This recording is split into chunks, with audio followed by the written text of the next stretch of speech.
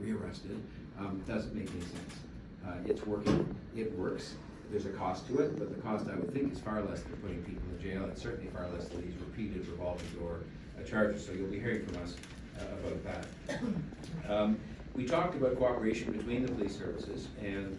I think the conclusion that we could reach from listening to the police chief's talk is there's fairly good cooperation going today. However,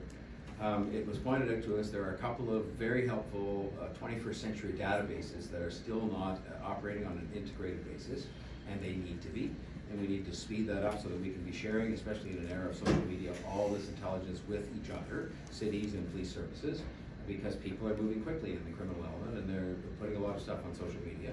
It was also discussed that the main criminal intelligence system nationally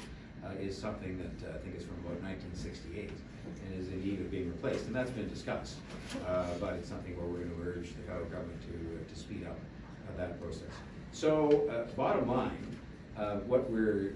doing here is reaching out a hand of cooperation. It's not a hand that is going to be, nothing is going to be written, nothing is going to be said on the basis of saying, you know, you've moved too slowly, you haven't done this, we disagree with that. We are going to be saying, we are partners, we are prepared to put up some money where it's appropriate to do so. We are certainly prepared to lend in a cooperative manner the resources of our police services to make sure that this happens in an integrated way. They are going to pledge to work together on an even closer basis to make sure that we're having databases, sharing information, sharing investigations on a more collective basis. And I think that that is something that where we can make a contribution. But make no mistake, I mean, we need the support of, through legal changes, through financial support and otherwise, the support of these other governments to continue to try and attack this menace that poses such a threat to safety in our communities, which is the one thing I think above and beyond all else that our citizens expect from us. Far too many neighborhoods in all of the regions and cities represented today have been terrorized by gun violence, and I think that people should not have to endure that, and I think that we've got a lot of the right building blocks discussed today to make real progress on this, and time will tell, but I think that we're going to put forward a